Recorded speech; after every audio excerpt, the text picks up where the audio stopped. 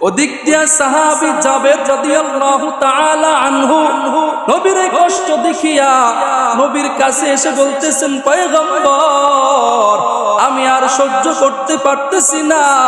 ও নবী, আমার বাড়িতে একটা ছাগল আছে, একটা মেষ আছে, দুম্বা আছে, আপনি যদি অনুমতি দেন আজকে দুপুরে আপনি কিছু সংখ্যক সাহাবী নিয়া 4-5 জন আবু বকর ওমর বড় বড় সাহাবীদেরকে নিয়া আপনি আমার ঘরে দুপুরের খাবার খাবে। সাহাবী জাবের নবীর থেকে এই কথা বলে ঘরে চলে গেলেন। বিবিরে বলেন, বিবিরে আমি তো রাহমাতুল লিল আলামিনকে দাওয়াত দিয়ে এসেছি, আমি তো নবীকে দাওয়াত দিয়ে এসেছি, দুপুরে নবী আমার ঘরে খাবেন। ও বিবি, আমাদের ঘরে যে একটা ছাগল আছে, বড় মোহাব্বতের ভালোবাসা, এই বাচ্চাটাকে জবাই করে দাও আর নবীর উত্তম মেহমানদারির ব্যবস্থা করো। বিবি সাথে সাথে ওই ছাগলটাকে জবাই করে দিলেন। আবার নবীর কাছে গিয়া বলতেছেন, পয়গম্বর আপনার জন্য খাবার প্রস্তুত করতেছি, আপনি দুপুরে অবশ্যই আসবেন। আল্লাহর নবী দুপুরের সময় যখন হয়ে গেল, শত শত হাজার হাজার সাহাবীদেরকে বলতেছেন, সাহাবা একরাম চলো আমরা জাবেরের বাড়িতে গিয়া খাবার খাবো, দাওয়াত খাবো। শত শত সাহাবীদেরকে নিয়ে নবী রওনা দিতেছেন। জাবের অবাক হয়ে গেলেন, নবীকে বললাম 4-5 জনের কথা, নবী দেখি হাজার হাজার সাহাবী নিয়ে রওনা দিবেন, কি করব? আবার দৌড়ায়া বিবির কাছে চলে গেলেন। বিবিরে, নবী তো একা আসবে না, নবী হাজারো সাহাবীদেরকে নিয়ে আমার বাড়িতে আসবে, কি করা যায়? বিবিও কেমন বিবি? বিবি বলতেছেন, স্বামী আমার এটাকে রাহমাতুল লিল আলামিনের পবিত্র জবান দিয়া বলেছে। বলে হ্যাঁ। বলে নবী যদি নিজের জবান দিয়া বলিয়া থাকে চিন্তার কোনো কারণ নাই, আল্লাহ অবশ্যই কিছু করবে।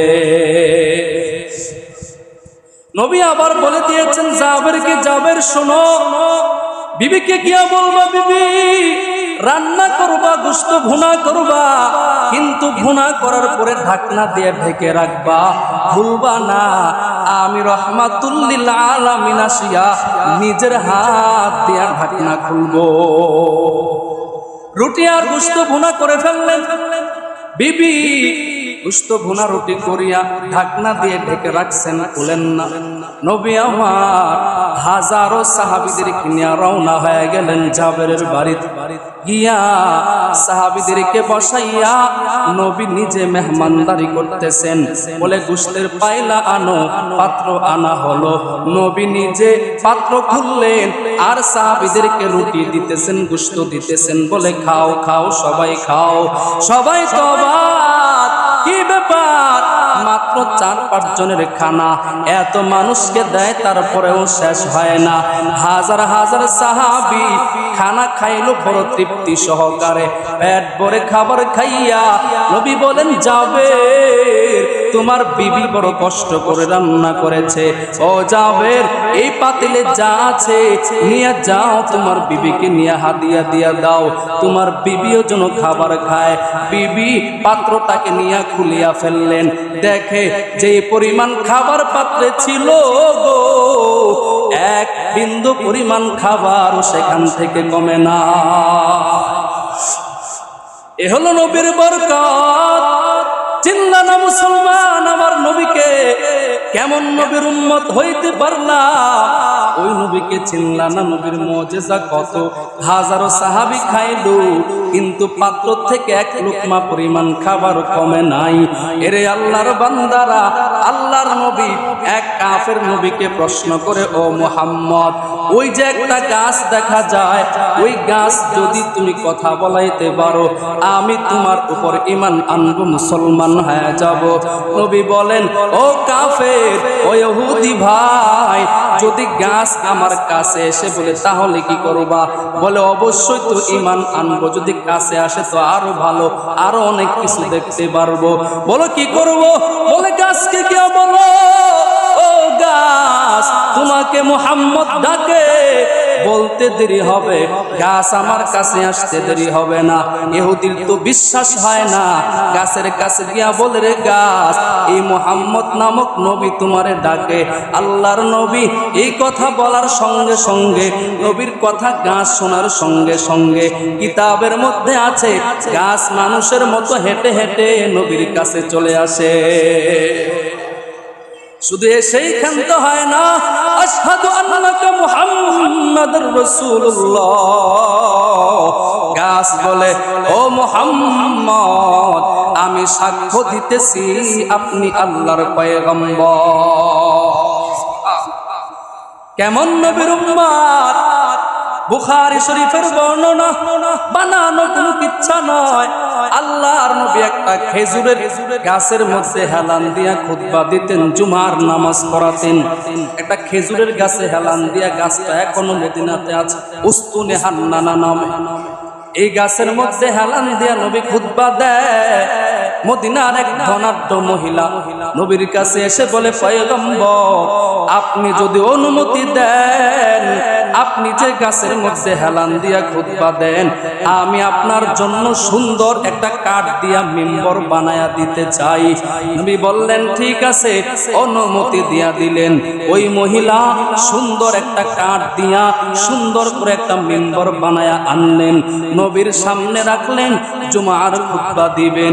নবী আমার যখন মিম্বরের মধ্যে পা রাখলেন, মিম্বরের মধ্যে বসে পড়লেন, খুতবা দিবেন, এমন সময় নবীর কানে আসে কে যেন হাউ মাউ করে মানুষের ভাষায় কান্না করতেছে। সাহাবায়ে কেরাম অবাক, কে কান্না করে মানুষের মতো?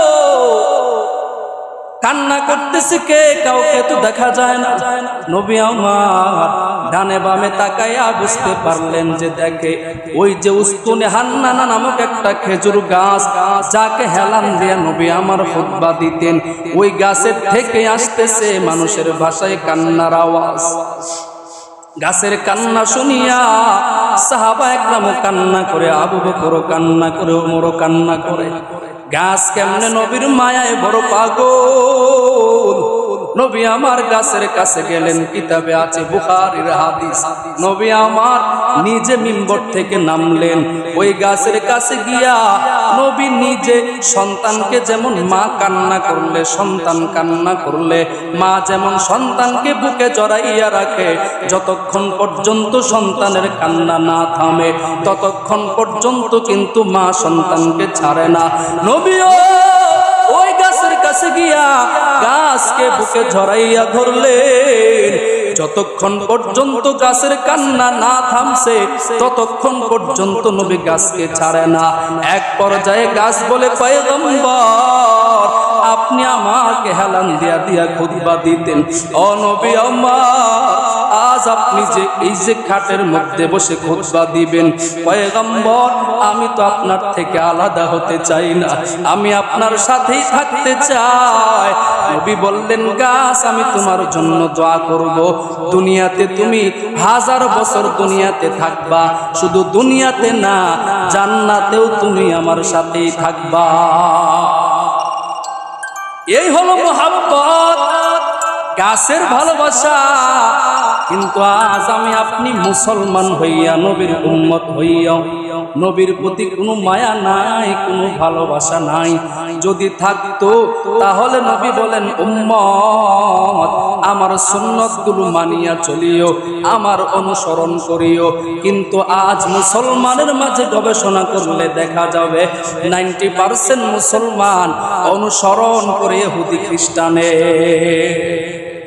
করে না। আমাদের চলনে বলনে সব জায়গায় আমরা অনুসরণ করি ওই পশ্চিমা যারা আছে তাদের অনুসরণ। অথচ নবী তো সবচেয়ে বড় অনুসরণের বাতিঘর। নবীকে যদি আপনি অনুসরণ করেন, আপনার কিছু দরকার আছে দুনিয়াতে? আপনার এক বন্ধু আপনারে বড় ভালোবাসে, আপনিও তারে ভালোবাসেন। এই বন্ধুর যেই লেবাস বন্ধু পরে, বন্ধু যে কাজগুলো করে, আপনি যদি দেখেন অন্য একটা মানুষ আপনার বন্ধুর মতোই কাজগুলো করে, আপনার বন্ধুর মতো দেখতে, আপনার বন্ধুর মতো জামা, আপনার বন্ধুর মতো চেহারাটা, বলেন তো আপনার বন্ধু কিন্তু সে না, কিন্তু আপনার মনে তার প্রতি মায়া লাগবে কি লাগবে না? লাগবে। কেন? সে আপনার বন্ধু না হলেও আপনার বন্ধুর মতো, এই মতো হওয়ার কারণে আপনিও তাকে অবশ্যই ভালোবাসবেন। ঠিক তেমনি ভাবে আল্লাহ তাআলাও তার বন্ধু পয়গম্বর মুহাম্মদ রাসূলুল্লাহকে বড় ভালোবাসেন। কত ভালোবাসেন! যা চাইছেন তাই দিয়েছেন, যা চেয়েছেন তাই দিয়েছেন। দুনিয়াতে সব পয়গম্বর, সব নবীদেরকে আল্লাহ তাআলা ভালোবেসেছেন। কেমন ভালোবেসেছেন? তারা ভালোবেসে আল্লাহর জন্য সব দিয়ে দিয়েছেন। আর আমাদের নবীর ব্যাপারে ভালোবাসাটা পুরো উল্টো। আল্লাহ তাআলা নবীকে ভালোবেসে সব দিয়ে দিয়েছেন।